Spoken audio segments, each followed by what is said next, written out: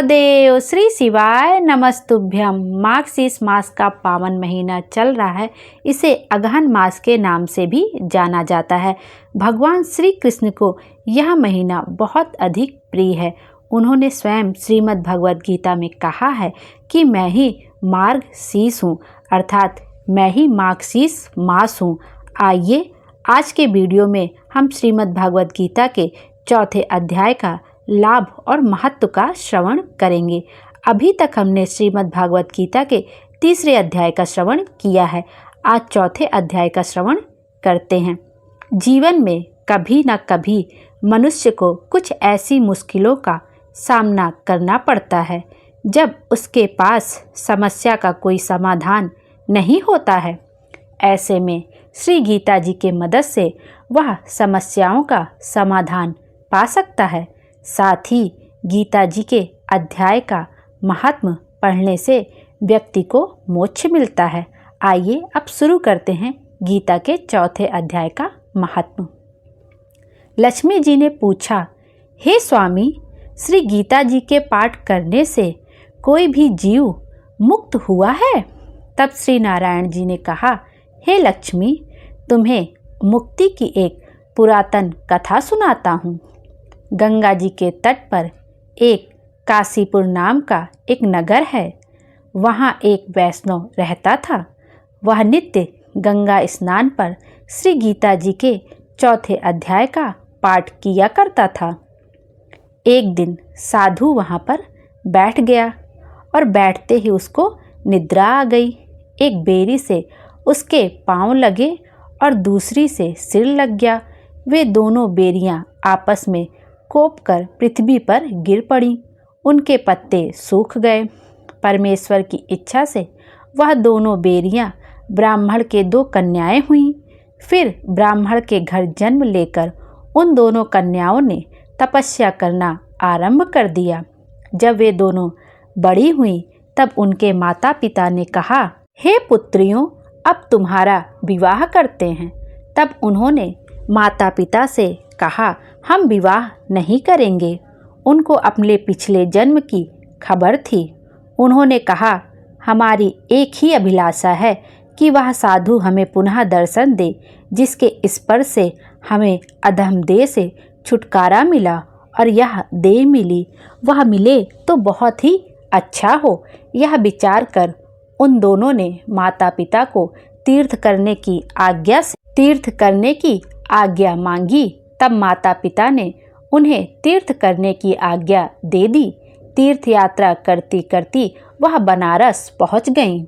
तो वहां जाकर देखा कि वह तपस्वी बैठे हैं, जिनकी कृपा से हम बेरी की देह से छूटी हैं।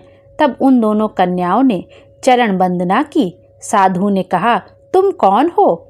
कन्याओं ने कहा, हम पिछले जन्म में बेरियों की योनि में थी। एक दिन वन में तुमको बहुत धूप लगी, तब तुम बेरियों की छाया के तले आ बैठे। लंबा सन होने से एक बेरी से आपके चरण लगे और दूसरी बेरी से सिर लगा, तो उसी समय हम बेरी की योनि से मुक्त हो गई। अब हमने ब्राह्मण के घर में जन्म लिया है और बहुत सुखी हैं। आपकी कृपा से हम मोक्ष को प्राप्त हुए हैं। तब तपस्वी ने कहा, मुझे उस बात का पता नहीं था। अब आप आज्ञा करें, मैं आपकी क्या सेवा करूं? क्योंकि तुम ब्राह्मण उत्तम जन्म श्री नारायण का मुख हो। तब उन कन्याओं ने कहा कि आप हमको श्री गीता जी के चौथे अध्याय का फल प्रदान करिए, देव देही पाकर सुखी होवें। तब उस तपस्वी ने उन्हें गीता जी के चौथे अध्याय के पाठ का फल दिया।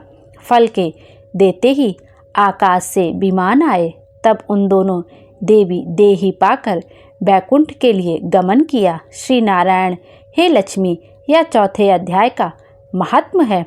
इस तरह से भगवान विष्णु ने श्री नारायण जी की माता लक्ष्मी को चौथे अध्याय का महात्म कहा। अब हम लोग श्री कृष्ण जी की आरती का श्रवण करेंगे। आरती कुंज बिहारी की, श्री गिरिधर कृष्ण मुरारी की। आरती कुंज बिहारी की, श्री गिरिधर कृष्ण मुरारी की। गले में बैजंती माला, बजावे मुरली मधुर बाला। श्रवण में कुंडल झलकाता, नंद के आनंद नंद लाला। गगन सम अंग कांति काली, राधिका चमक रही आली। लतन में टाढ़े वन बाली, आरती कुंज बिहारी की। श्री गिरिधर कृष्ण मुरारी की।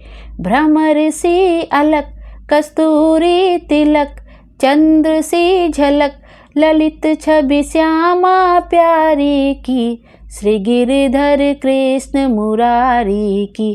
कनक में मोर मुकुट बिलसे, देवता दर्शन को तरसे। गगन से सुमन रसी बरसे, आरती कुंज बिहारी की। श्री गिरिधर कृष्ण मुरारी की। बजे मुरचंग मधुर मृदंग, ग्वालिनी संग अतुल रति गोप कुमारी की। श्री गिरिधर कृष्ण मुरारी की। जहाँ ते प्रगट भई गंगा, कलुष कलिहारणी श्री गंगा। सुमिरण ते होत मोह भंगा, श्री कृष्ण आरती कुंज बिहारी की। श्री गिरिधर कृष्ण मुरारी की। बसी शिव शीस जटा के बीच, हरे अघ कीच चरण छवि श्री बनवारी की। श्री गिरिधर कृष्ण मुरारी की।